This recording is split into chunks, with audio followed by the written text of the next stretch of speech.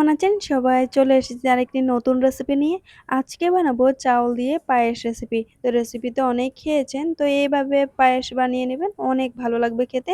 কোনো শুভ অনুষ্ঠানে, জন্মদিনে অথবা অন্নপ্রাশনে এই রেসিপিটি বানিয়ে দিতে পারেন। কোনো ধরনের ঝামেলা ছাড়াই একেবারে কম সময়ে এই রেসিপিটি হয়ে যাবে। শুধুমাত্র হাতে যদি ২ মিনিট সময় থেকে হয়ে যাবে। তো চলো কিভাবে বানিয়েছি দেখতে থাকো। তো এর জন্য চুলায় আমি হাঁড়ি বসিয়ে এর মধ্যে দিয়ে দিচ্ছি ১ পোয়া দুধ। এই দুধটা এভাবে ফুটিয়ে নিয়ে একটু নেড়ে দিতে হবে। তারপর এটা সুন্দর করে নেড়ে দিয়ে এর মধ্যে দিয়ে দিতে হবে চাউল। তো দুধটা যতই গরম হবে ততই ভালো লাগবে। আমি এখানে এভাবে হাফ বাটি চাউল নিয়েছি। তোমরা চাইলে আরো বেশি নিতে পারো। দুধের পরিমাণটা যাতে বেশি দিতে চাউল যেরকম দিবে দুধের পরিমাণটাও বেশি দিতে হবে। তো চাউল দিয়ে এভাবে সুন্দর করে নেড়েচেড়ে নিচ্ছি।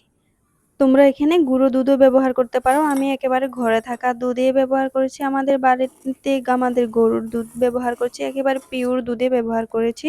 তোমরা চাইলে গুঁড়ো দুধ দিয়েও করতে পারো, কোনো অসুবিধা নেই। চাউলগুলো এভাবে একটু নরম হয়ে গেলে তারপরে এটাকে আরো ২ মিনিটের মতো কুক করে নিতে হবে। তো যতই নরম হবে ততই ভালো লাগবে খেতে রেসিপিটি। তো নরম হয়ে গেলে তারপর এর মধ্যে দিয়ে দিতে হবে আরো ১ বাটি দুধ।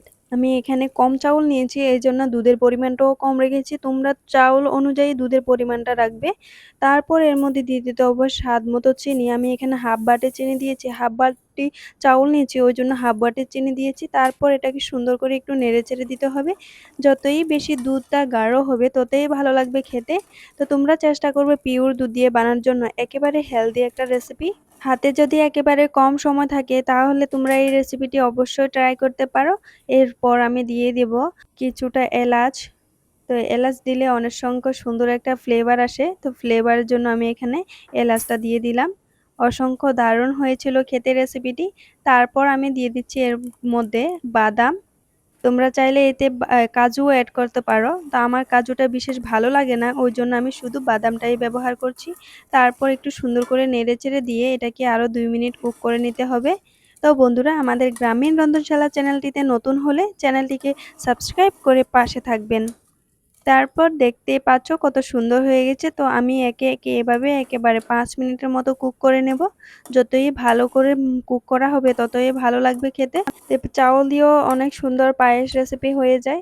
তো এইভাবে সহজ পদ্ধতিতে তোমরা বানিয়ে নিতে পারো। কোনো পূজা হলে, বাড়িতে কোনো অনুষ্ঠান হলে, তোমাদের হাতে কম সময় থাকলে অবশ্যই এটি বানিয়ে দিতে পারো। ৫ মিনিট পর ফিরে এলাম। প্রায় পুরোপুরি রেসিপিটি কমপ্লিট হয়ে গেছে। গ্যাসের ফ্লেমটা অফ করে এখন এটাকে সার্ভ করে নেব। তোমরা এই রেসিপিটি অবশ্যই ঘরে ট্রাই করে দেখতে পারো। তো বন্ধুরা, আজকের রেসিপিটি এটিই ছিল। কেমন লাগলো কমেন্টে অবশ্যই জানাবেন। ভালো লাগলে লাইক এন্ড শেয়ার করে দিবেন। ভালো থাকবেন।